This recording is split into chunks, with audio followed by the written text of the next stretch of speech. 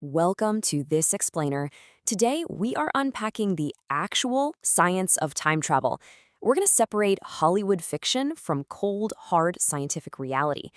Is it actually physically possible to, rewrite your youth or jump centuries into the future? It's an absolutely mind-bending topic, so let's just jump right into it.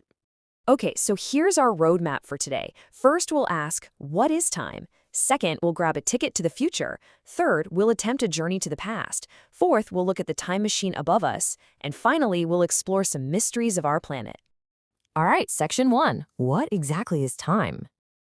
For centuries, we all just assumed time was this rigid, unchangeable constant, kind of like a ticking clock in the background of the universe that treated every single one of us exactly the same.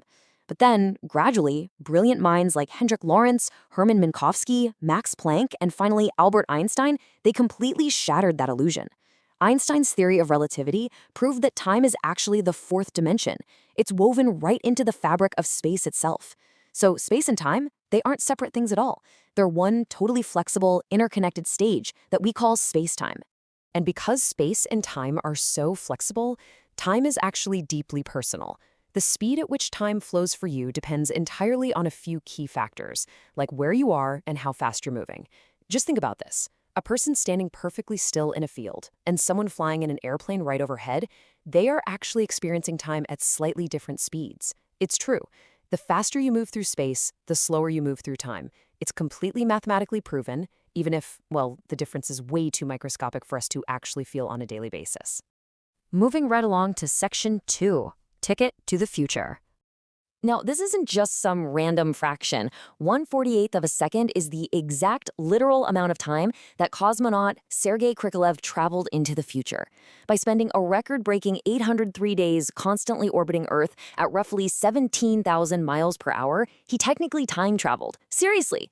To even measure these tiny microscopic deviations, scientists have to use massive cesium atomic clocks that track time down to 16 decimal places. When Krikalev landed back on Earth, he stepped into a future the rest of us simply hadn't reached yet. How wild is that?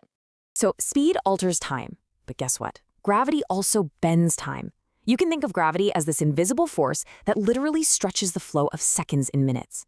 The stronger the gravitational pull, the slower time moves. So if you were to step far away from Earth's gravity to a much weaker zone in space and just, say, float there, your clock would actually tick faster than the clocks back down on the surface.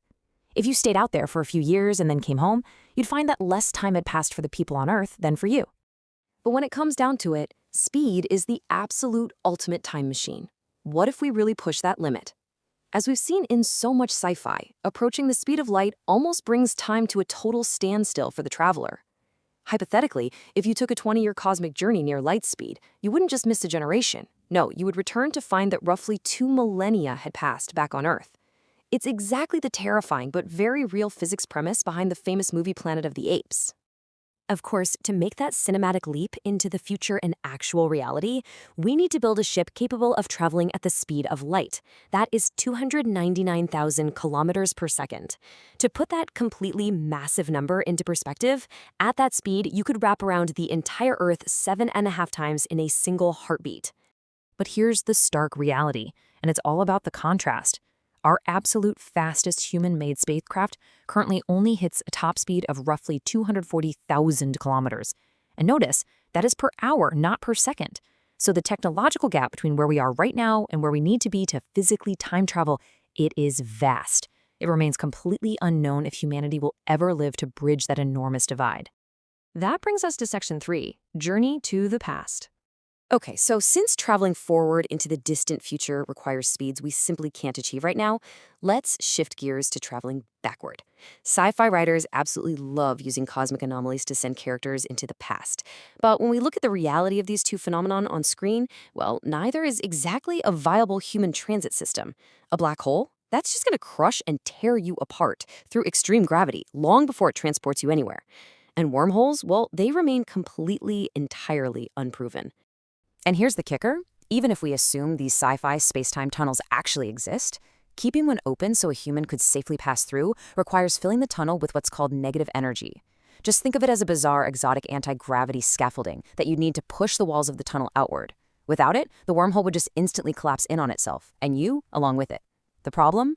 Not only can we not produce negative energy, we don't even have definitive proof that enough of it exists in the universe to stabilize the transit tunnel in the first place.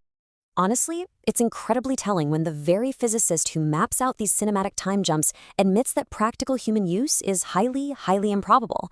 Kip Thorne, the Nobel laureate who actually helped Christopher Nolan ensure the physics in the movie Interstellar were accurate, even he remains entirely unsure if humanity will ever actually be able to take these temporal trips backward.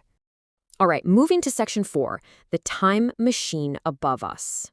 Now, don't be disappointed by all these limitations because looking into the past requires absolutely zero advanced technology. In fact, you can do it tonight.